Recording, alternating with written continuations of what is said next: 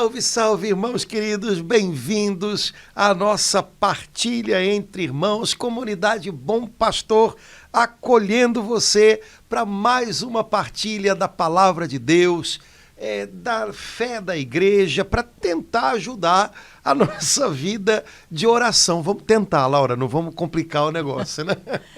Padre Antônio, salve, salve. Bem-vindo, irmão e irmã querida que está unido a nós. Quer você esteja aqui ao vivo, quer você... Eu acho que a maioria vê assim depois, né, de quarta-feira à noite, nos dias seguintes.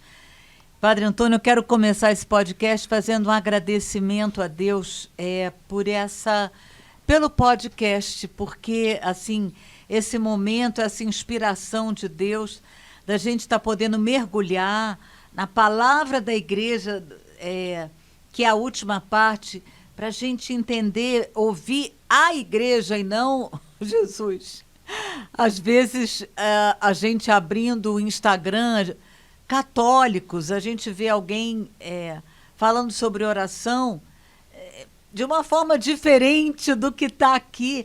Agora, vendo a igreja explicando para a gente, ensinando para a gente, mostrando para a gente como é a oração cristã de verdade. Eu acho que isso está sendo assim tão bom. Eu agradeço a Deus por tudo aquilo que eu tenho aprendido e por cada irmão que tem escrito, para a gente poder assim mergulhar um pouco mais, né, nessa graça maravilhosa que é estar em comunhão com o Senhor na oração. Exato, Laura. Vamos aprender com a igreja. Ela me parece que é o mais necessário, né? Hoje, todo mundo tenta fazer o melhor, mas às vezes a gente, sei lá, né? Às vezes a gente se perde um pouquinho. Vida espiritual complicada, porque não está indo por um caminho muito bom. A vida espiritual, ela tende a se simplificar. Ou seja, a ir cada vez mais àquilo que é essencial. Quando a gente complica muito, quando tem muitos meandros, quando tem muitos senões, quando tem muita ansiedade por coisas e tal, é sinal de que a vida espiritual está um pouquinho confusa, né? Então, voltar àquilo que a igreja ensina sempre ajuda a gente a ficar com o que é essencial. É claro que o que é essencial, às vezes, não é tudo, né? A gente pode preencher o essencial com coisas ao redor dele, mas ter esse senso do que realmente é importante, né? Isso é fundamental. Também para a vida de oração. Isso é fundamental para tudo, em qualquer âmbito da nossa vida, também na vida de oração. O catecismo, porque vamos dizer assim, é patrimônio comum de toda a igreja, ele vai justamente nisso. É claro que cada escola de espiritualidade, cada movimento, costuma ter os seus enfoques, as suas ênfases, isso é natural. Mas nada disso, ênfases, não podem andar na frente do que é essencial. Né? A ênfase é pegar do essencial um ponto e percebê-lo, talvez, como uma chave para você aproveitar todo o resto. Quando uma ênfase vira a única coisa que a gente, né, acha que tem, aí a coisa embolou. Então, manter-se ou colocar em primeiro lugar aquilo que é comum a toda a igreja, isso é fundamental. Né? A gente faz parte de uma comunidade, né? Isso alguns, acho que um ou 2 meses atrás, o Papa teve um encontro com os moderadores, né, de grandes comunidades do mundo todo, de movimentos. Ele falou muito isso, né? Olha, lembrem que vocês são católicos antes de serem dessa ou daquela comunidade, né? Portanto, tudo que é igreja, tudo que é da igreja, fala a nós. Né? E nós, pessoas que fazem parte de uma comunidade não podem achar que aquilo que é específico da sua comunidade é mais do que aquilo que é comum a toda a igreja. O que é comum a toda a igreja é essencial. Né? E depois o que Deus dá como carisma a cada comunidade, um movimento, é uma chave para você acessar o essencial. Melhor o essencial. Né? Exato, e não uma chave para você se trancar naquilo. Né? Então, lembrar bem disso, principalmente o pessoal da nossa raça, né? De comunidade, de movimentos e tal, senão a gente perde a mão. E aí, ao invés da gente ser católico, a gente passa a ser bom pastor, a gente passa a ser isso ou aquilo. E não, a Jesus, gente é católico. Né? Jesus fundou uma igreja, não um grupo. Né? E a gente tem que lembrar bem disso. Né? Então, os toques que o catecismo nos dá, eles ajudam muito a gente a aproveitar o que é essencial. Né? Então, a gente conversou muito no nosso último encontro sobre um único parágrafo do catecismo. Eu acho que hoje seria bom que a gente pegasse 1, 2, 3, 4, os 4 seguintes, porque eles são como que uma unidade. Para dar. Né?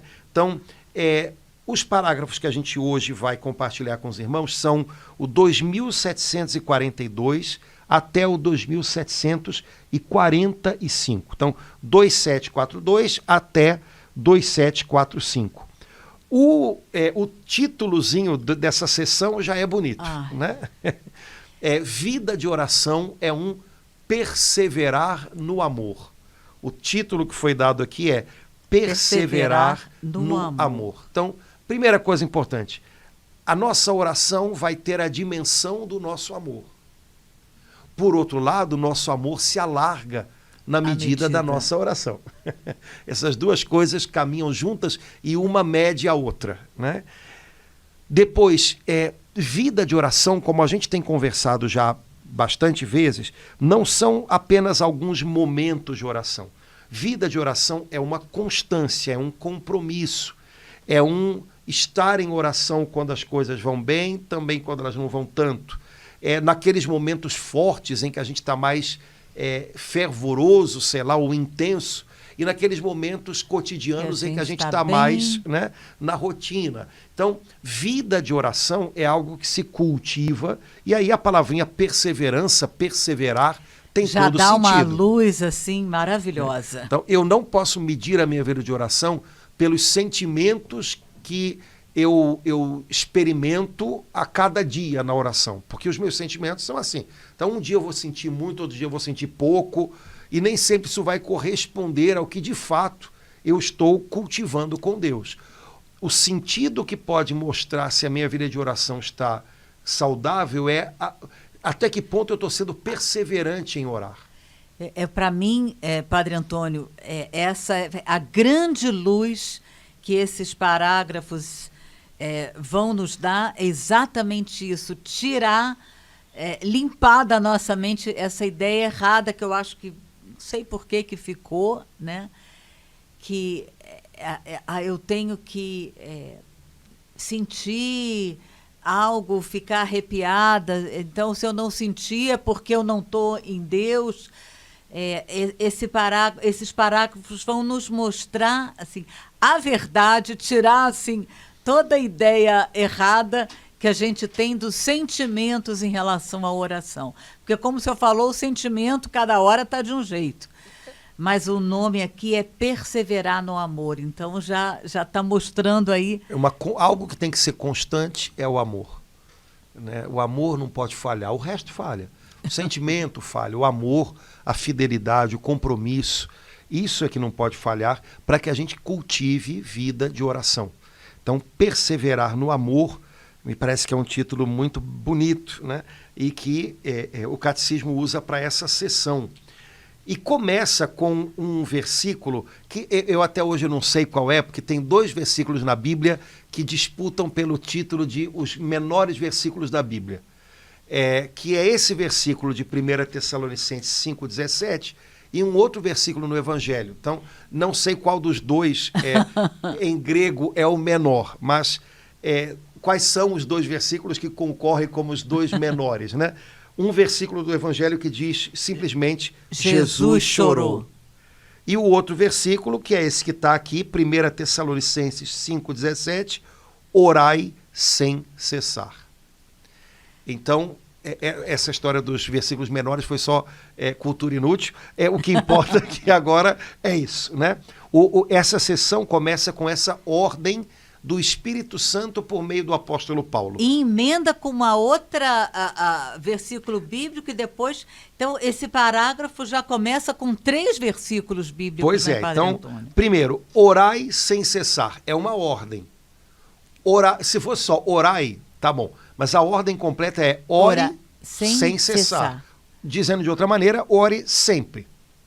Depois, o outro versículo de Efésios que está grudado com esse. Sempre e por tudo, dando graças a Deus Pai, em nome de nosso Senhor Jesus Cristo. Efésios capítulo 5, versículo 20. Então, ore sempre. E aí de novo aparece, sempre e por tudo, dando graças. Então, de novo a palavrinha sempre significa que esse sempre aí já está aparecendo praticamente 2 vezes, ele é importante. Então, oração é algo que nos acompanha sempre. Em tudo ou por tudo dando graças. É interessante porque são palavras, né? São advérbiozinhos aí que tem a ver com uma intensidade total. Né? Então, sempre, por tudo. Né? Então, não dá espaço para meias medidas. Né? Por tudo dando graças a Deus Pai em nosso Senhor, em nome de nosso Senhor Jesus Cristo. E aí, de novo, outra citação de Efésios. Com orações e súplicas de todo tipo, orai em todo tempo, no Espírito, e para isso, vigiai com toda perseverança e súplica por todos os santos. Então, no miolo, de novo, orai em todo tempo. Orar em todo tempo, orar sem cessar, significa orar sempre. Então, a gente tem 3 passagens bíblicas dizendo com relação ao vamos dizer assim, a constância da oração, qual ela deve ser? Sempre. Na primeira citação de Efésios 5, 20, dando graças por tudo. Nessa daqui, orando no Espírito, né? Vigiando com perseverança e suplicando por todos os santos, ou seja, intercedendo. Então, me parece que o elemento vamos dizer assim, de relação entre essas 3 passagens é ore sempre. E aí isso é preenchido aos pouquinhos com mais coisas, mas a ordem é ore sempre. Só que isso parece ser um desafio grande, né? Porque todo mundo se pergunta, mas como é que faz isso? Né? Pois é. Olha que frase legal. Agora o catecismo cita, que na verdade é a frase de um monge chamado Evagrio Pontico. Olha que frase legal. Não nos foi prescrito que trabalhemos constantemente. Vou dizer de outra maneira, que trabalhemos sempre. Não nos foi prescrito que vigiemos sempre. É um monge falando. Então aqui vigília significa ficar acordado de noite. Não nos foi prescrito que jejuemos sempre ou constantemente. Porque não se deve jejuar, por exemplo, no domingo, que é o dia do Senhor, né? Então, não nos foi prescrito trabalhar sempre, vigiar sempre, fazer vigília todo dia, jejuar sempre, jejuar todo dia, enquanto para nós é lei rezar sem cessar. Foi prescrito rezar sempre. Ah, meu Pai do céu, e aí? Engraçado que a gente faz sempre um monte de outras coisas, né? E rezar de vez em quando. Mas a ordem do Senhor é orai sempre. A sabedoria da igreja, Padre Antônio, em colocar esses 3 versículos juntos, assim, né? O orai sem cessar, em todo o tempo, sempre, por todas as coisas, com oração e súplicas, assim, já é de cara para a gente compreender que a nossa vida é em oração, não tem uma outra forma. Mas aí se a gente começar a colocar desculpa, olha, você não sabe o que eu faço para Deus, você não sabe o que o padre conta comigo. Aí a igreja, assim, né, de cara, vem com esses 3 versículos bíblicos e aí completa com a citação desse... Ele é padre do deserto, né? Ele é bem antigo, que a lei para nós, católicos, é rezar sem cessar. Aí ele retoma, né, o versículo bíblico. Então, assim, isso me comoveu porque eu entendi, assim, né, o próprio pai, assim, falando diretamente isso comigo. E aí depois completa a própria igreja, o próprio catecismo, falando esse ardor incansável só pode vir do amor. Não tem outra forma, né? Qual é a fonte para esse ardor incansável? E aí, meu Deus, contra a nossa indolência e preguiça, o combate da oração é o do amor humilde. Isso me comoveu tanto. A igreja, assim, vendo a nossa alma contra a nossa indolência e preguiça, o combate da oração. Então, já está falando, né? Já está mostrando, claro, que uma ideia errada que eu acho que muitos de nós temos sobre o que é combate da oração, é o do amor humilde, confiante e perseverante. Essas 3 palavras me tocaram profundamente, Padre Antônio. Aqui na minha tradução, Laura, que é um pouco mais recente, eu acho. Ah, é diferente? É um pouquinho, Teve umas coisinhas que foram... Diz assim... Bom, primeiro, um ardor incansável pela oração, como você disse, só pode provir do amor. Não reza quem tem muito conteúdo na cabeça. Reza quem tem amor. Senão não vai ter tempo para rezar, mesmo que tenha muito conteúdo, né? Daí algumas coisas esquisitas, do tipo, o cara pode ser um cabeçudo em termos de teologia, mas não rezar, ou não rezar sempre. Porque tem muita coisa aqui, mas não tem aqui, né? Deus é mais um objeto de estudo, né? Ou então, uma pessoa que é muito fazedora, né, ela pode, inclusive, achar um espaço adequado pro seu temperamento fazedor na igreja. Então, ela é uma fazedora de coisas. E a igreja precisa de que se faça muita coisa. Então, nossa, eu adoro ajudar, vou para a igreja fazer um monte de coisa. E, eventualmente, não vai orar o bastante, não vai rezar sempre. Por quê? Porque ela tem a coisa do fazer, mas às vezes não tem amor. Nem o que ela faz é por amor. Na verdade, é por um ímpeto de eu tenho que produzir coisas, né? Então, a única chave para a gente se comprometer em orar sempre é que haja verdadeiro amor a Deus. A minha busca é por Ele. Eu busco a Deus, né? Eu gosto muito, né, quando São Bento coloca como um critério para saber se alguém que bate na porta do mosteiro pode ser acolhido para entrar e ficar no mosteiro, né? É que o superior perceba se ele busca verdadeiramente a Deus. Porque a gente busca um monte de coisa na vida. E é natural que você tome decisões e dê passos, inclusive porque você também está buscando algumas coisas secundárias. Mas o que se tem que encontrar é se no meio dessas coisas secundárias existe algo que é o fundamental. Está buscando de verdade a Deus. Isso serve para monges, isso serve para gente normal. Estou brincando. Isso serve para a gente também, né? Eu estou buscando a Deus. Eu estou buscando a Deus. Ou eu estou buscando o quê? Eu estou me buscando nas coisas. Porque eu posso estar me buscando, né? Buscando me afirmar, buscando me satisfazer, buscando sei lá o quê, né? Então, a gente só mantém, a gente só persevera na oração se a gente tiver amor por Deus, né? Se a gente tiver desejo de Deus verdadeiramente. Aí, a minha tradução diz assim, aí está a palavrinha indolência, né? Contra a nossa pesada lentidão e preguiça, o combate da oração é o do amor humilde. Eu gostei dessa pesada lentidão. Isso é retrato da gente hoje em dia, né? Porque a gente anda esgotado, parece que a gente se arrasta, né? Às vezes, mesmo a molecada nova parece que vai, né? Então, muitas vezes, nós somos lentos em nos dispor à oração. O amor humilde, ele é ágil em responder, né? Então, quando o Espírito Santo chamar a oração, responda imediatamente.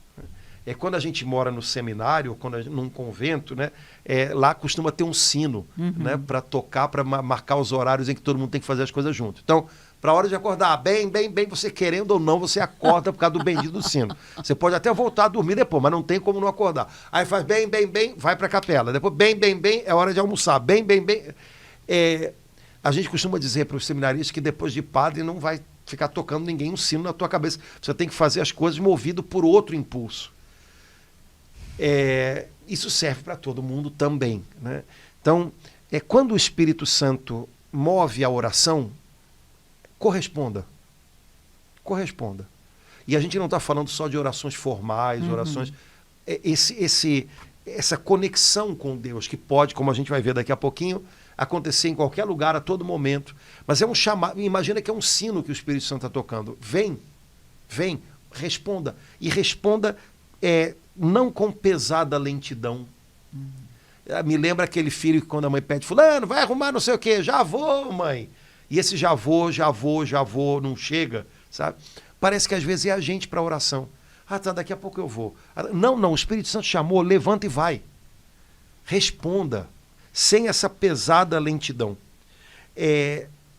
Agora, essa prontidão, né, que é o contrário da lentidão e da preguiça, essa prontidão é uma prontidão de amor. É uma prontidão desse humilde amor que é a grande arma do combate da oração. Né? Como você falou, o combate da oração, em primeiro lugar, é um combate dentro da gente. Né? O combate entre a lentidão pesada da nossa indolência, da nossa preguiça e da prontidão amorosa, né, humilde, de quem ouviu o chamado do Espírito e deseja corresponder. Isso me deu uma nova compreensão, Padre Antônio, daquele salmo, que é um salmo de laudes, que fala, meu coração está pronto. Muitas vezes eu falo, mas Senhor, não está. Agora eu entendi, é esse pronto aqui, pronto para... Não está pronto porque está arrumado 100%. Isso. Está pronto porque com prontidão... Porque opa, Senhor, estou aqui. Estou aqui. Né? O combate da oração é o do amor humilde, confiante e perseverante. Essas duas palavras estão acompanhando a gente há um tempo, né? Amor confiante e perseverante. Amor que não confia é um amor esquisito. Amor que não persevera é um amor esquisito.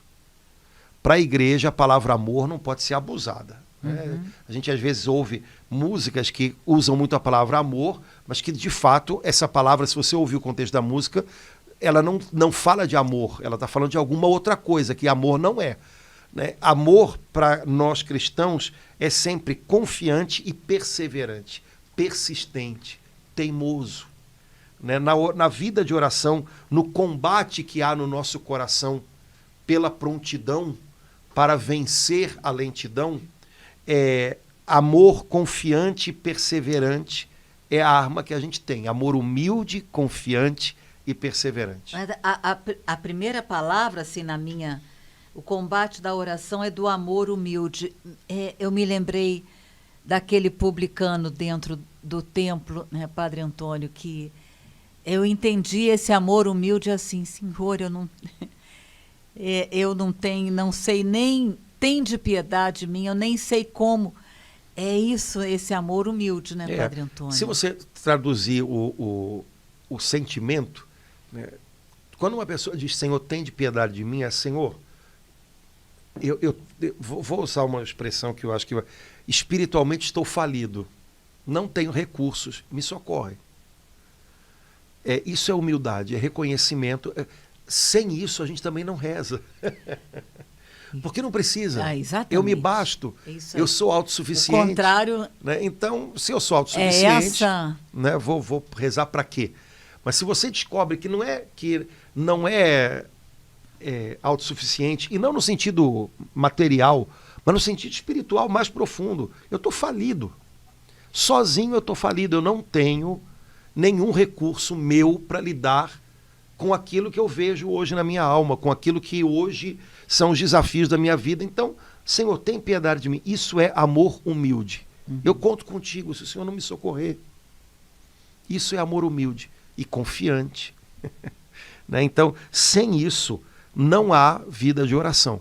Né? Agora, levando isso tudo em conta, o catecismo diz que esse amor humilde, confiante e perseverante abre o nosso coração para que a gente reconheça 3 evidências de fé luminosas e vivificantes. Muito Bonito lindo isso, né? Ai, que lindo. Então, olha só, quando eu 3 tenho... evidências de fé luminosas. Quando eu tenho amor humilde, confiante e perseverante pelo Senhor, esse amor tira as vendas que cegavam o meu coração e ele me faz ver 3 evidências de fé. A palavra evidência, como diria a música, evidência significa algo que está claro. Agora, evidência de fé, está claro pela fé, né? Porque o assunto aqui é oração. E sem fé, no que se refere à oração, nada é claro. Nada é claro. Né? Agora, pela fé, existem 3 evidências a respeito da oração. Né, a respeito do valor da oração. Eu queria lembrar, eu não vou lembrar, porque eu tô ruim da cabeça, mas tem um filósofo, que eu não lembro, mas é um filósofo contemporâneo, muito reconhecido até em ambientes que não são cristãos, e tudo, que ele diz que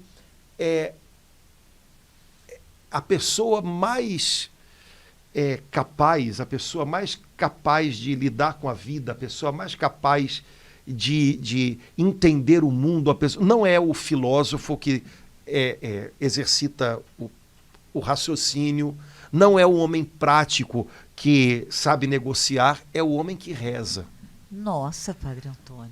Porque o homem que reza, a oração é uma luz que o faz compreender a vida na sua maior profundidade, sabe, que dá a criatividade mais ampla, né? Infelizmente não, mas que coisa linda. Esse cara escreveu um texto muito legal sobre isso, mostrando que, bom, primeiro ele disse isso como filósofo que é, então isso significa que ele não está especificando nada sobre o como orar, ele está só descrevendo o que ele percebe. Quer dizer, a pessoa que se coloca diante da vida como quem vive a vida como um diálogo, isso é oração. Eu estou dialogando com alguém. Essa pessoa é capaz de encarar a vida de um jeito totalmente criativo e novo. Que o filósofo que se coloca diante da vida como se a vida fosse nem mais uma pergunta, mas um absurdo, o filósofo não consegue. Ele não vai ter uma visão sobre a vida ampla. Vai ser, pelo contrário, né, limitada. E por aí vai, o homem prático que negocia, o capitalista, que se coloca diante da vida como algo a conquistar ou algo a lucrar, ele também não vai ser capaz de enxergar. Agora, o homem que reza, o horizonte da vida é muito mais amplo. E isso se concretiza em posicionamentos muito mais interessantes, muito mais criativos e vivazes. Né? Então, existem 3 evidências de fé luminosas e vivificantes sobre a importância da oração. E aí ele vai elencar as 3. Né? Vamos dizer as 3 juntas para depois a gente parar em cada uma delas. A primeira evidência é que orar é sempre possível. A segunda evidência é que orar é uma necessidade vital. E a terceira evidência é que oração e vida cristã são inseparáveis. Então, para quem vive de fé, essas 3 coisas são claras. É uma evidência de fé. Para quem fala da fé, para quem disseca a fé, nada disso é claro. Certo? Então, pegue qualquer um. Né? Hoje em dia, há muitas pessoas que não são cristãs e dizem que não são. Eu acho isso interessantíssimo. Falando do cristianismo, né? Porque são filósofos, conhecem, um dia já foram pessoas de fé, em algum lugar do caminho se soltaram e tal, mas falam, né, do cristianismo, ou falam de fé, ou falam de oração, que você percebe que a pessoa nitidamente ela não sabe do que ela está falando. Ela leu alguma coisa sobre o assunto, ela sabe como é que o assunto foi pensado ao longo da história, mas ela não tem noção de coisas que é a fé quem acessa e não de outra maneira. Né? Então, orar é sempre possível, é uma necessidade vital, e vida cristã e oração são 2 coisas praticamente sinônimos. Né? Então, vamos começar da primeira. É o parágrafo 2743, 2743. A primeira evidência luminosa: orar é sempre possível. O tempo do cristão é o de Cristo ressuscitado, que está conosco todos os dias. Mateus 28, 20. Apesar de todas as tempestades, nosso tempo está nas mãos de Deus. Ai, que beleza, Padre Antônio! Então, dizem que um dia, quando chegar o juízo, todo mundo que disse que não tem tempo para rezar, São Pedro vai abrir o telão e vai mostrar a gente vendo meme no celular, que mais? Fazendo, né, 1 milhão de outras coisas, vai dizer, como é que você diz que não teve tempo? Que história é essa? Né?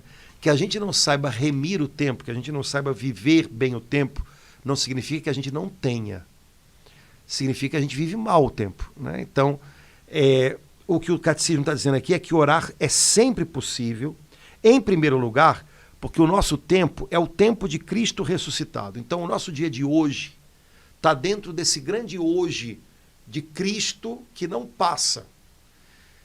Se a gente souber lembrar disso, a gente vai ordenar o nosso dia, o nosso hoje, de tal maneira que a nossa conexão com Cristo vai ter lugar. A gente vai ser capaz de separar tempo para orar. A gente vai encontrar tempo, como a gente fala às vezes, né? Não, eu vou encontrar tempo para isso. A gente encontra. Então, o primeiro obstáculo para o orar sempre é que algumas pessoas imaginam que nunca tem tempo. Isso, o catecismo está dizendo que não é verdadeiro. Tá? Então, não ter tempo não é desculpa para não rezar, porque pela fé, quem vive de fé, sabe que orar é sempre possível.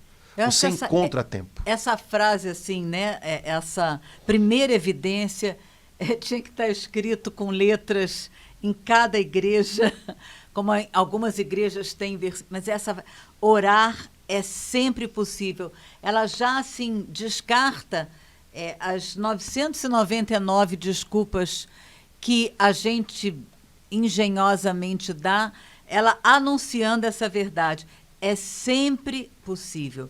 Nosso tempo está nas mãos de Deus. E aí, essa frase seguinte me lembra aquilo que eu falei, comentei com o senhor, andando por Copacabana. É uma citação...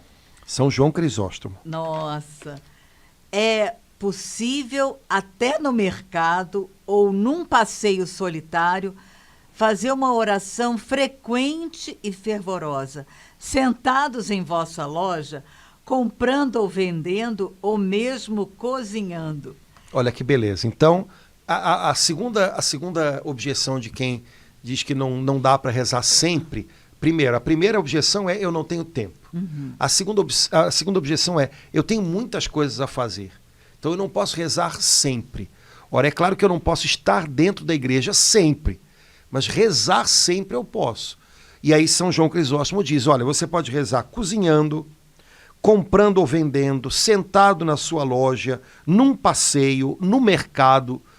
O que ele está dizendo com isso? Orações frequentes e fervorosas eu posso lançar a Deus em todas essas circunstâncias. Então, orar sempre também tem a ver com tornar o meu dia algo que eu partilho com Deus. Na ida, na volta, onde eu estou, o que quer que eu esteja fazendo, eu estou partilhando os meus momentos com Deus. E faço isso, óbvio, orando orações curtas, orações frequentes, fervorosas, mas que não vão ser, talvez, orações formais, Sim. Certo? Mas eu estou compartilhando, eu mantenho o ambiente ligado em Deus, eu me mantenho na órbita de Deus, eu me mantenho no campo de Deus ao longo de todo o dia. Isso é orar sempre. Eu fiquei muito tocada porque eu faço isso na fila do Mundial. Ai, a propaganda aí, na fila do supermercado, como ele botou aqui, né, no mercado, na fisioterapia, enquanto eu estou lá, os aparelhos.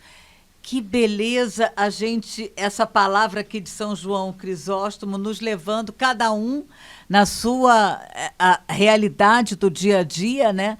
O Geraldo disse que faz isso lavando louça.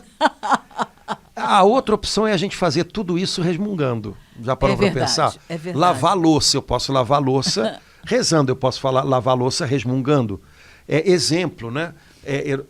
A gente está aqui no Rio de Janeiro, né? Esse final de outono aí, lindíssimo, né? Eu não sei se todo mundo está tendo a mesma experiência, mas às vezes, ou acordando muito cedo, ou na hora do pôr do sol, eu fico encantado com as cores que ficam no céu. Meu Deus.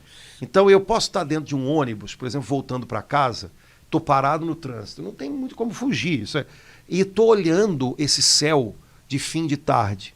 Eu posso estar dentro do ônibus reclamando, resmungando, ou eu posso olhar esse céu e dizer, Senhor, isso é maravilhoso, é muito lindo, que espetáculo. Na verdade, tem muito mais a ver com a maneira como a gente decide viver do que com a presença ou ausência de oportunidades. A gente pode transformar tudo numa oportunidade, ou a gente pode transformar tudo num problema.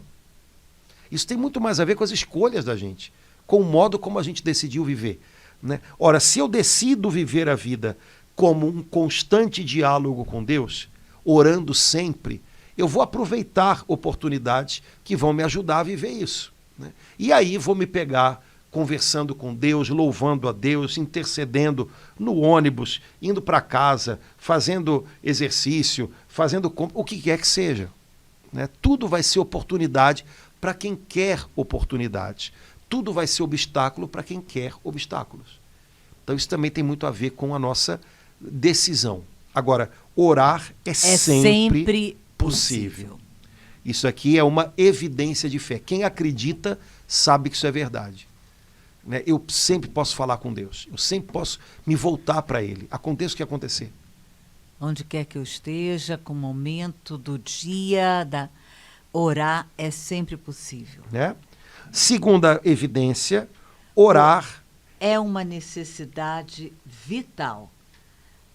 Esse é o parágrafo seguinte, né, 2744. A prova contrária não é menos convincente. Se não nos deixarmos levar pelo Espírito, caímos de novo na escravidão do pecado. Como o Espírito Santo pode ser nossa vida se nosso coração está longe dele? Ou seja, orar é uma necessidade vital. Mas tem tanta gente que não reza e vive. Vive. De que jeito? Essa é a questão. É uma necessidade vital para quem quer ter vida dentro, vida no Espírito. E aí ele diz, olha, a prova contrária é verdade, mostra que é verdade. Se eu não rezo, os meus laços com o Espírito Santo vão se afrouxando e daqui a pouco eu me torno escravo do pecado de novo. Ou seja, eu morro de novo, né?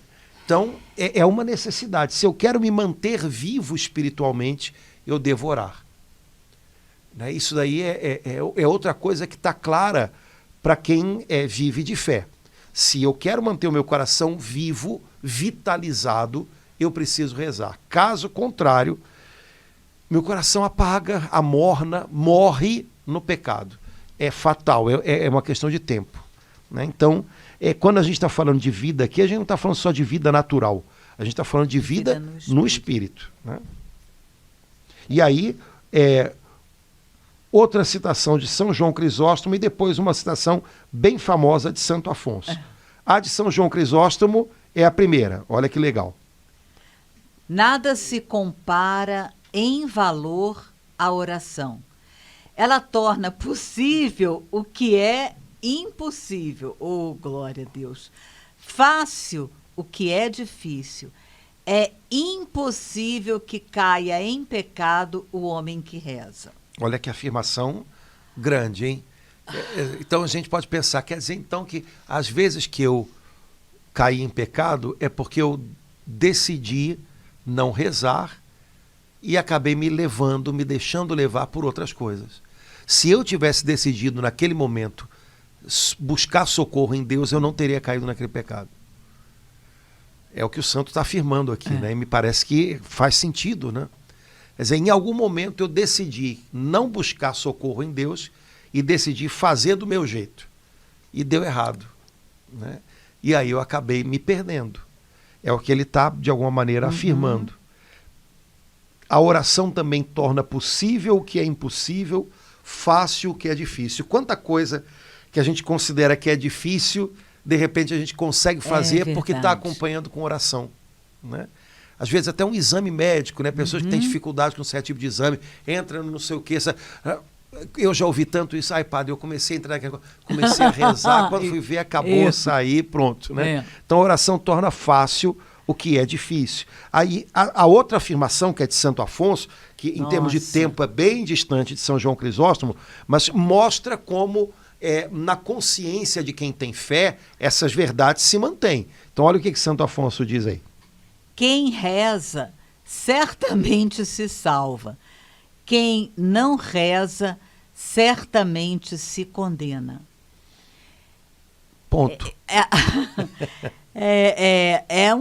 Uma outra forma de dizer, né, o que a frase anterior fala, né, Padre Antônio, porque é impossível que caia em pecado o homem que reza. Naquela fração de segundo, até voltando, fazendo uma relação com a primeira evidência, andando na rua, fazendo as coisas do dia a dia, porque normalmente é nesse momento das atividades do dia a dia que eu tenho essa opção, que essa segunda evidência fala aqui, que os dois santos estão dizendo aqui, né? A opção de invocar o nome de Deus naquele instante ou de acabar me optando, decidindo por aquilo que acaba vindo a ser não apenas uma tentação, mas acaba vindo a ser o pecado mesmo. Exato. Então, essa frase de Santo Afonso é bem conhecida, né? O pessoal diz mais sequinha, né? Se salva. Quem reza se salva, quem não reza se condena. E é pura verdade, né? Se a gente não mantém a nossa comunhão com Deus, a nossa conexão com Deus, a gente se perde. Se perde. Por outro lado, se você reza de um modo ou de outro, Deus vai te corrigir quando é necessário, Deus vai te inspirar quando é necessário, você vai conseguir perceber, né, um caminho pelo qual Deus quer te conduzir naquela situação. Então muda tudo, muda a vida, né? Orar é uma necessidade vital, porque orar tem a capacidade, o poder de mudar a nossa vida. A gente fica... é impressionante a gente testemunhar essa verdade aqui dessa segunda evidência, como a gente fica... Quando a gente acaba dando a desculpa, não teve como hoje, eu não tive como... Não é. Na verdade, a gente fazendo o exame de consciência, a gente não cavou. Eu aprendi isso com a Canção Nova, Padre Antônio. Lá eles falam isso. Eu achei, fiquei incrível. Você precisa cavar como alguém cava, né, um tesouro, porque sabe que cavando o tesouro está ali. Você encontra, você sabe que é ali. Só que você tem que cavar um pouco para encontrar. Você tem que cavar o teu tempo de oração. Se você não cava, você não vai encontrar. Exatamente. E sempre tem a ver com as nossas prioridades. O que é mais importante para mim, eu vou ter tempo. Por isso o catecismo diz que a perseverança na oração é uma perseverança no amor. O que eu amo de verdade, eu vou achar tempo para isso. Então, se eu amo a Deus de verdade, pontinho, pontinho, né? A terceira evidência de oração, terminando, Laura, oração e vida cristãs são inseparáveis, pois se trata do mesmo amor e da mesma renúncia que procede do amor. Aí ela já vai dar uma explicação mais clara ainda. A mesma conformidade filial e amorosa no Espírito Santo que nos conforma sempre mais a Jesus Cristo. O mesmo amor por todos os homens, aquele amor com que Jesus nos amou. Tudo o que pedirdes a meu Pai em meu nome, Ele vos dará. Isto vos mando, amai-vos uns aos outros. Essa terceira evidência luminosa, né, oração e vida cristã são inseparáveis, pois se trata do mesmo amor e da mesma renúncia. Aí, essa palavra renúncia me tocou profundamente, porque, com certeza, muitas e muitas vezes é uma renúncia, tipo, acordar mais cedo um pouco, tipo, dormir mais tarde um pouco, tipo, não, hoje eu não me lembrei, não estou conseguindo me lembrar qual das leituras da missa, então voltar. Então, é sempre aqui essa palavra renúncia, ela explica de uma forma muito clara, né, Padre Antônio? E a renúncia como uma expressão de amor. Né? Como uma expressão de amor. Então, assim como eu devo renunciar a mim mesmo, se eu quero, de fato, manifestar o meu amor a Deus por uma vida de oração constante, eu também, se quero mostrar esse mesmo amor aos meus irmãos, eu também devo renunciar a mim mesmo para servi-los. E como é um mesmo amor aquele que nos liga a Deus e aos homens, essas duas coisas sempre andam juntas. Né? O amor que me leva a orar é o mesmo amor que me leva a servir. Se eu não tenho um, eu não tenho outro. E se eu tenho um, certamente eu vou ter o outro.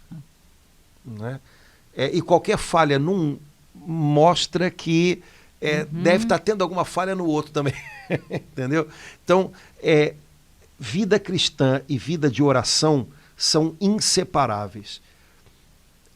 Porque a oração verdadeira, não um engano de oração, mas uma oração verdadeira, ela me muda. É verdade. E ela me abre aos meus irmãos. Algumas pessoas pensam que tudo na oração se resume a fechar os olhinhos e o Espírito Santo me puxa para dentro. O Espírito Santo me puxa para dentro, depois ele abre os meus olhinhos e me empurra para fora. Amém. Como no cenáculo. Né? Todos fechados em oração receberam o Espírito Santo, abre a porta, vamos fora. Então, o Espírito Santo faz esses dois movimentos. Né? Uma coisa sem a outra, quer dizer, ir para fora sem ter nada o que levar, não significa muito. Ficar só dentro, sem abrir os olhos para aqueles por quem Jesus deu a vida, meus irmãos, também não tem sentido. Né? Então, esse duplo movimento, esse trabalho, que é um trabalho inteiro, completo de amor, é o Espírito Santo quem faz. E sem uma coisa não há outra. Sem vida de oração não há vida cristã como serviço. Por outro lado, sem serviço, também a vida de oração é sinal de que ela pode estar sendo um equívoco. É só um isolamento. Né? Eu fico comigo, eu não fico com Deus. Né? E isso não é o bastante. Isso não é oração cristã. Né? Então, manter esse equilíbrio, né? Isso é uma coisa clara. Né? Para quem vive de fé, esse equilíbrio da vida cristã, alimentada pela oração, mas frutificando em serviço, isso é evidente. Essa terceira evidência é uma outra frase que seria muito bom que a gente pudesse ter no nosso quarto, né? Oração e vida cristã são inseparáveis, pois se trata do mesmo amor, para que mais uma luz, vou usar a palavra, né, luminosa, né, uma evidência luminosa para tirar assim qualquer ideia diferente, eu não vou dizer nem errada, diferente do que está aqui. Oração e vida cristã são inseparáveis, não tem como, não existe, não, vida cristã está aqui, não tem como. E aí eu queria ler a citação que conclui esse parágrafo. De Orígenes. Orígenes é bem antigo, século né? III, mas foi um dos grandes autores do início do cristianismo. E aí esse parágrafo 2745 termina com essa citação de Orígenes, que é: orar sem cessar, aquele que une... Ora sem cessar, aquele que une a oração às obras e as obras à oração.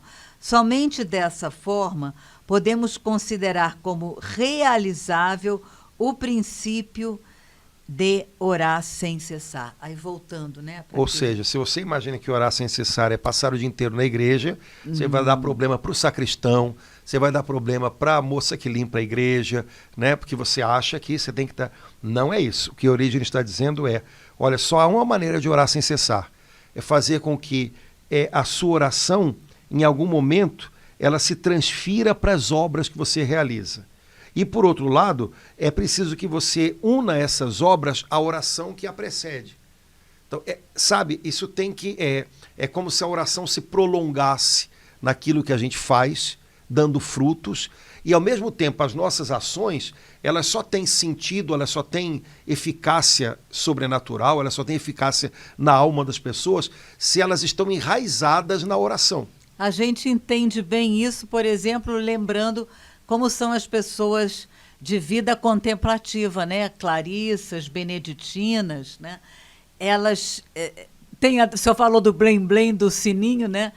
Então, elas não são irmãs, né, religiosas de vida ativa, que cuidam de doentes, que ensinam, mas elas são de vida contemplativa, mas sai da capela da oração, imediatamente cada uma vai para o seu serviço, até a hora que toca o sino novamente que elas entram. O que não quer dizer que, enquanto estavam fazendo o seu serviço, elas não estavam orando, né? Por outro lado, você estava falando, eu me lembrei de uma frase de São Vicente de Paulo, que um dia estava preocupado porque num momento lá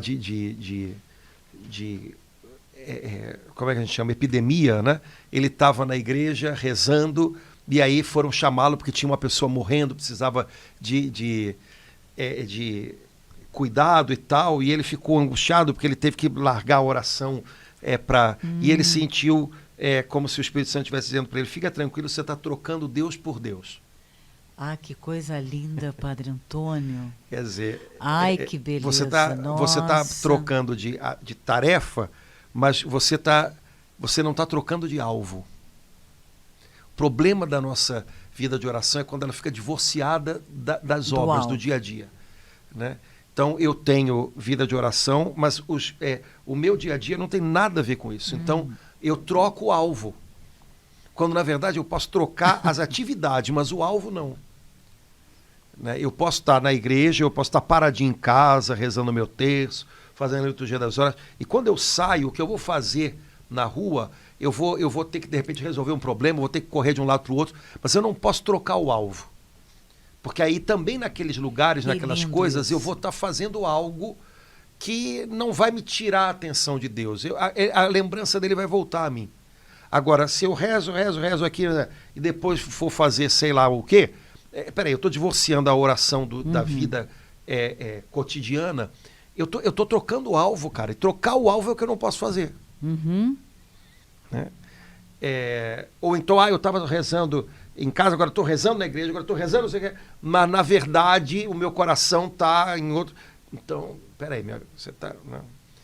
Então, não perder o alvo, né? Vicente, você está trocando Deus por Deus. Você estava servindo a Deus orando, agora você está servindo aquela pessoa que está morrendo e precisa de cuidados, né? Então você está trocando Deus por Deus, não fica preocupado.